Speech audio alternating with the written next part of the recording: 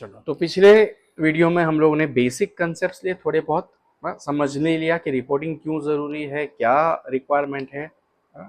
अब थोड़ा सा आगे बढ़ते हैं। Elements of financial statements already prepared, सबसे शुरुआत में मैंने बोल दिया, बराबर है। बैलेंस शीट आप बनाते हो या नहीं बनाते हो? अपने को क्या करना है? लेजर पॉइंटर लेने का है।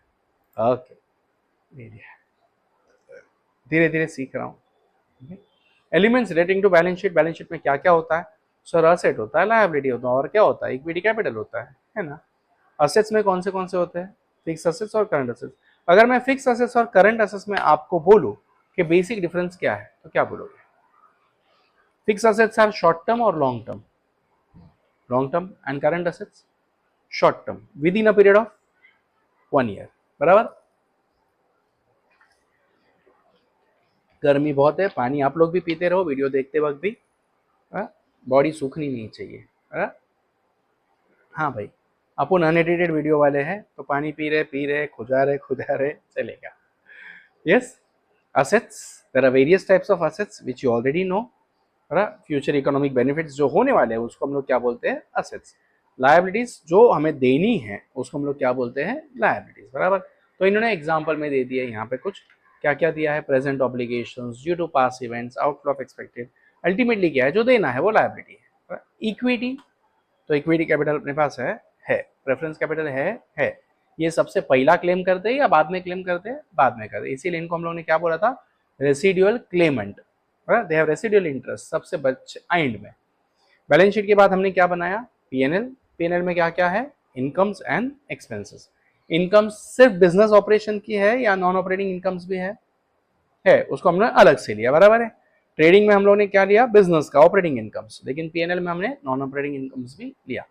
Similarly we are having expenses, बराबर है। तो इनकम्स है, इनकम्स में क्या क्या है, कौन से है, आप लोग पढ़ोगे, मतलब ऑलरेडी हम लोग सम्स कर चुके हैं, तो ये सिर्फ एक सम्स का रिवीजन है।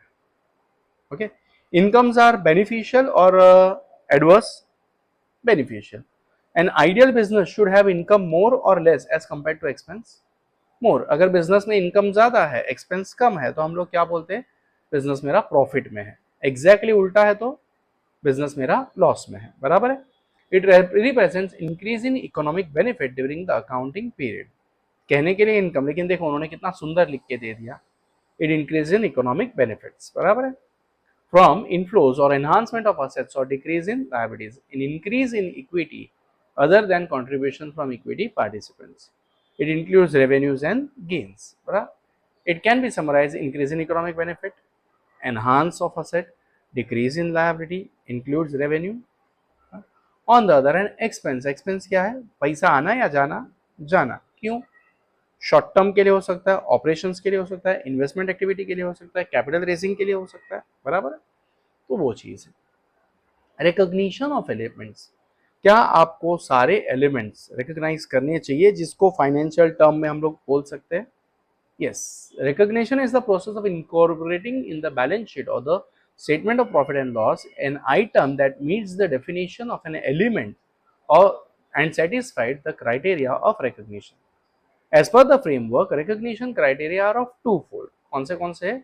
It probably that in future economic benefit associated with an item will flow to or from the entity. बराबर, कुछ पैसा आगे आने वाला है या आगे जाने वाला है। The item is considered as a cost or value which can be measured reliably. Yes, तो फ्यूचर ओरिएंटेड करंट एक्टिविटी के साथ रिलेटेड होना जरूरी है।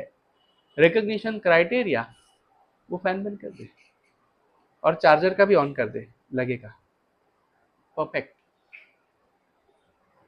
रिकॉग्निशन क्राइटेरिया, तो असेट्स के लिए हम लोग क्या बोलेंगे? क्या असेट यानी पैसा आना है या पैसा देना है? आना है। असेट ने आपका स्टेटस बढ़ाया या कम किया? Financial status I mean. Yes, कुछ लोग हैं जो भाड़े पे गाड़ी लेते हैं और गाड़ी में घूमते, मैं अमीर नहीं, वो भाड़े पे है, आप रेंट दे रहे हो उसका, that is not your asset, rent is your expense, revenue expense.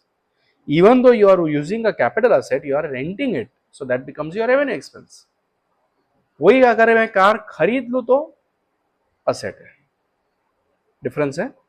हमारे एक छोटी सी अगर कान की बाली भी अगर खो जाती है सोने की, तो हम लोग हाई तौबा मचा देते हैं। क्यों? For us it is an asset. लेकिन एक गोल्डस्मिथ की दुकान में थोड़ा सा अगर खो गया तो वो उतना हाई तो मचाएगा क्या? नहीं, for him it is his goods, right, he will get it insured from somewhere, पैसा खत्म, माल खत्म, बराबर, बात ही बचती नहीं उसकी, right. So incomes, expenses. Expenses are recognized under the following circumstances. तो जहां पैसा बाहर जाता है उसको हम लोग क्या बोलते हैं? Expenses. Measurement of the element of financial statements. क्यों फास्ट जा रहा हूँ, वो लोग आप पढ़ोगे ना तो समझ में आ जाएगा. मेरा काम है सिर्फ कंसेप्ट देना. कंसेप्ट एक बार समझ में आ गया, इसकी भी पीडीएफ चिपका देंगे. 2 पीडीएफ है, बराबर. ये पीडीएफ हमें मेरे ही कॉलेज के बच्चों ने बना के दी है. देखने वाले बहुत सारे होंगे यहाँ वहाँ के, तो आप अगर मेरे कॉलेज के नहीं हो, मुंबई से वगैरह हो या मुंबई के बाहर से हो, इंडिया के बाहर से हो, तो अपना लोकेशन जरा कमेंट में मार देना, पता तो चले अपन कहाँ तक पहुंचे हैं, है ना. Measurement of the elements of financial statement. What are the things? एक हिस्टोरिकल कॉस्ट. हिस्टोरिकल कॉस्ट मतलब जब हमने वो असेट लिया था तब उसका प्राइस क्या था, जब हमने वो लोन लिया था तब कितना हमने खर्चा किया, प्रोसेसिंग फीस, ये वो सब चीजें. लोन लेने के लिए भी तो खर्चा हुआ ना. करंट कॉस्ट, दैट इज आज की तारीख में उसका वैल्यू क्या है, बिकॉज असेट जितने में परचेज किया था वो आज भी उतने में है क्या? नहीं. आज अगर सेम असेट हम बाहर लेने जाएंगे तो उसकी वैल्यू अलग होगी, राइट. पहले लोन देना मुश्किल होता था, आजकल तो लोन आपको इजीली मिलने लगा है, राइट. Realisable value. आज अगर मैं वो असेट मेरा बेचने जाऊं या मेरा लोन अगर सेटल करना चाहूं तो कितना होगा. प्रेजेंट वैल्यू, डेप्रिसिएशन माइनस करने के बाद आज कितना बचा हुआ है वो. एंड फेयर वैल्यू, मार्केट में कितना है. अपन बोलते हैं ना, चल तेरा ना मेरा इतने में दे दे, that is the fair value, the middle value. Got it. और यही चीज है, आगे आपको एक्सप्लेन की हुई मिलेगी सब कुछ. Okay, just go through it, understand it. Things are easy, nothing to worry as such. Okay, अच्छे से स्कोर करना, बहुत अच्छा मार्क्स लाना. Concept of capital and capital maintenance. What is it? Capital बोले तो पैसा, और कैपिटल मेंटेनेंस उसको बनाए रखना. फाइनेंशियल कैपिटल है और फिजिकल कैपिटल है. ये क्या है?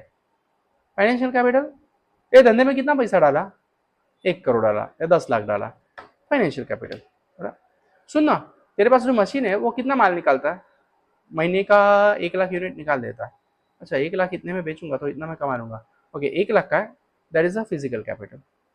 The capacity of your business in physical terms of producing is the physical capital. Okay, the finance that you are putting in the business to run it, that is your financial capital. Simple. As per the concept, capital is the net asset of the or the equity of an enterprises. Most of the enterprises adopt this concept. For example, ABC invested 10 crores in the business. As per financial concept, it is the capital of the enterprise. Physical capital क्या है? As per the capital concept, capital is regarded as a productivity capacity of the enterprises. It may be defined in terms of weight or unit or volume of output. For example, ABC Enterprises has the productivity capacity of 10,000 million tons of cement per annum. This is its capital. Okay. Capital maintenance क्या है?